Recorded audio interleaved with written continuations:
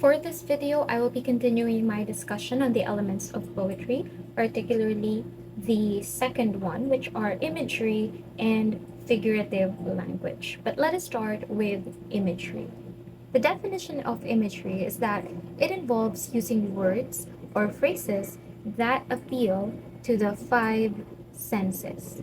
Okay, so it says here five senses, but why are there six types of imagery here? So these are types of imagery.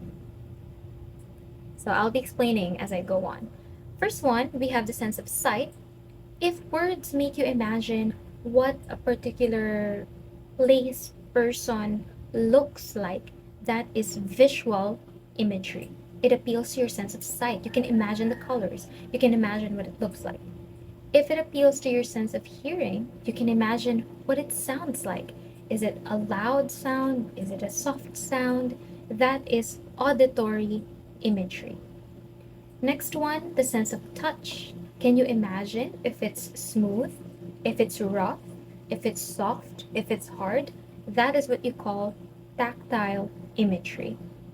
If you can imagine just from the words what a dish might taste like, does it taste bitter? Is it sweet? That is what we call gustatory imagery. If it appeals to your sense of smell, you can imagine, does it smell good? Does it smell nice? Does it smell citrusy like roses, like fruit? Or does it smell bad, like trash, like garbage? Then that is olfactory imagery. And for the sixth one here, this is related to the sense of touch. This is what we call the kinesthetic imagery, wherein you can imagine a certain movement. What does it feel like to be running across the grass? What does it feel like to roll around in the snow? So this involves movement. So somehow it is related to tactile, but when it comes to movement, we call it kinesthetic imagery. So let me give you an example. Here is a poetic verse. Let's try to identify what kind of imagery it uses. Let me read it. You can also follow on the screen. The golden sun dips low behind the hills, casting shadows long. The earth stands still. A breeze stirs leaves in whispered thrills. The sky turns from blue to twilight's chill. Let's start with the first line. We have here the golden sun. So golden, you can already imagine the color. Dips low behind the hills. So this must be describing a sunset, right? With the golden, sort of almost orange color. So this one we can say that it uses visual imagery.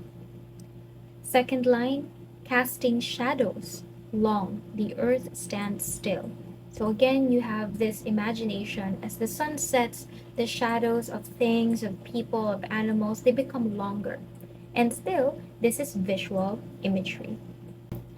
Another example. The rush of wind as I run so fast, my heartbeat races, thumping vast. Muscles straining, I'm free at last. In the open field, I sprint fast. Most of this uses kinesthetic imagery. Why kinesthetic? Because it allows you to imagine what the author was doing, what movements was he doing. So there's a rush of wind. You can feel, you can imagine what the wind feels like against your skin or your face because you are running.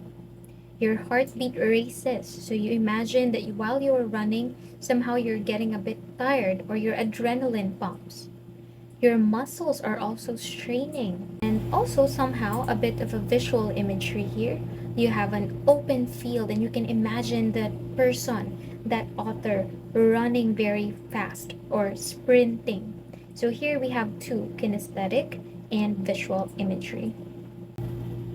Another one, we have warm sand slips through my fingers slow.